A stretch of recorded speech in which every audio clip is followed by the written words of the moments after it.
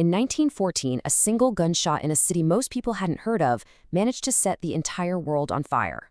What came next was a war on a scale nobody had ever seen, a kind of brutality that would topple ancient empires, completely redraw the map of the world, and leave a scar on the 20th century that we can still see today. So today, we're going to unravel how the First World War actually happened and why its echoes are, believe it or not, still shaping our world.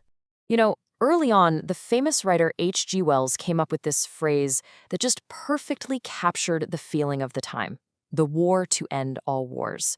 It sounds so hopeful, doesn't it? And people genuinely believed it. They thought this conflict would be so terrible, so devastating, that it would finally teach humanity a lesson it would never forget.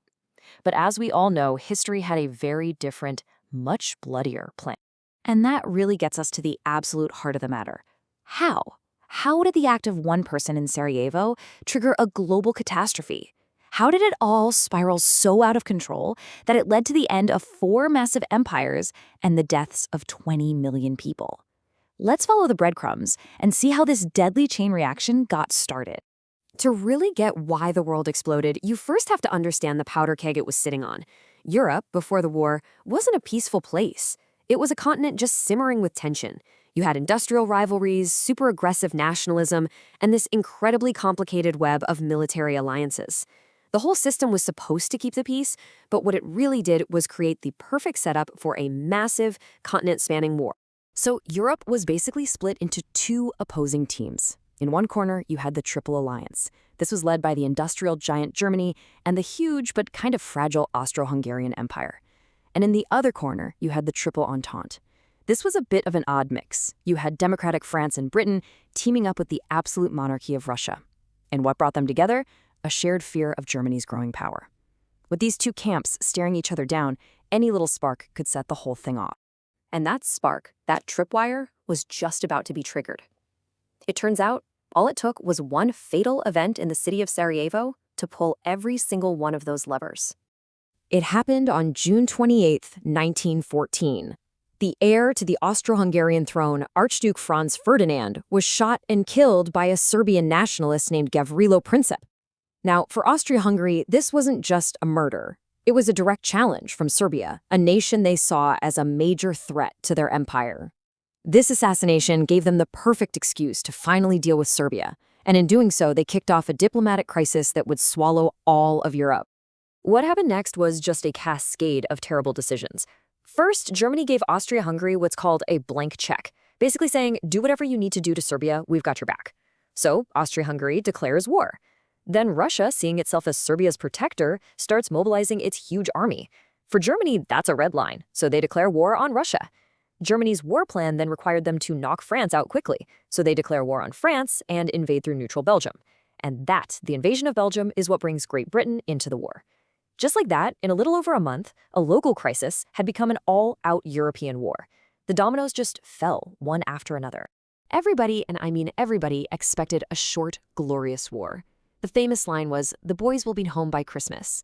But those hopes were just completely shattered on the battlefields. The war morphed into something new, something horrific, a nightmare world of mud, barbed wire, machine guns, and a brutal, bloody stalemate. Germany's master plan for a quick victory, the Schlieffen Plan, was stopped cold at the Battle of the Marne. After that, well, both sides dug in.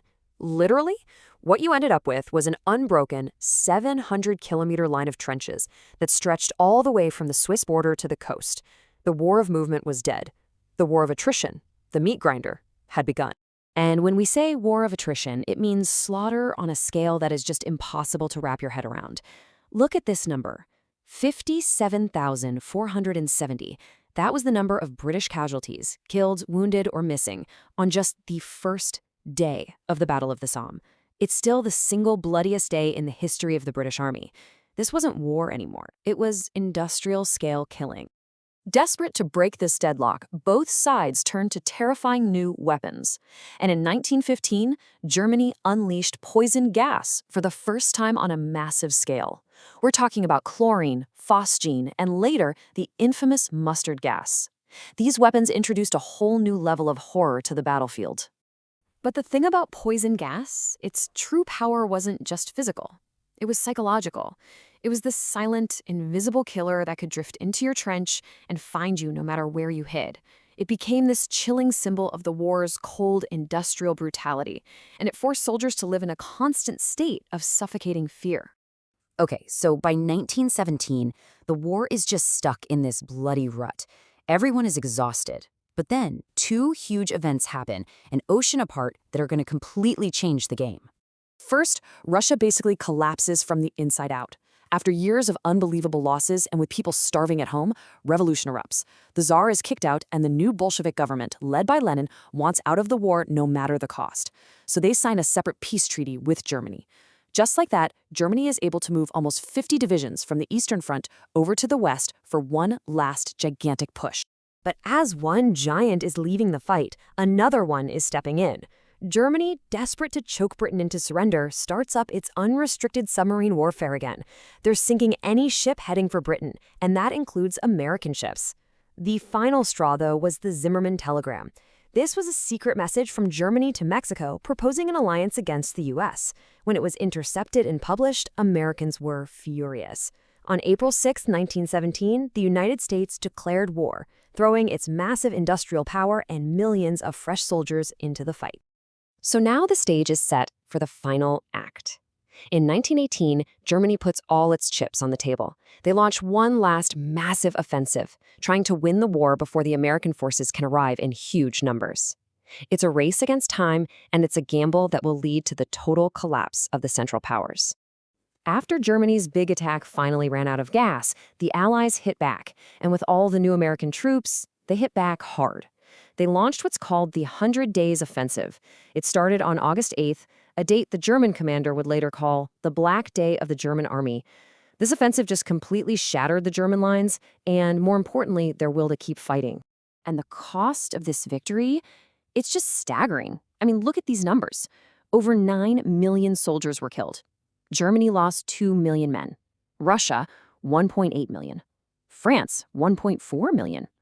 It's not an exaggeration to say that an entire generation of young men was wiped out in the trenches. Facing total collapse on the battlefield and revolution breaking out at home, Germany finally asked for peace. And so at 11 a.m. on November 11th, 1918, the guns on the Western Front finally fell silent. The Great War was over, but the fight over what the world would look like now, that was just getting started. You see, the peace that followed the war wasn't about healing or reconciliation. It was mostly about revenge. The treaties that were signed, especially the famous Treaty of Versailles, ended up creating just as many problems as they solved. In fact, they planted the seeds for an even worse war, just 20 years down the road. The war's legacy is so long and tangled. The Treaty of Versailles forced Germany to accept all the blame for the war and pay crippling damages, which created a deep sense of bitterness that helped fuel the rise of the Nazis. In the Middle East, the victors drew new borders on a map, creating artificial countries that have been unstable ever since. The chaos of the war also opened the door for extreme ideologies like fascism and communism, and of course, it marked the moment the United States became a true global superpower. So the Great War didn't end all wars at all, it just set the stage for all the new ones. And that leaves us with one final, really unsettling question. A war that was supposed to bring about permanent peace, somehow it did the exact opposite. It created the blueprint for a century of political violence, ideological warfare, and endless conflict. Why? That right there is the long, dark shadow of the Great War.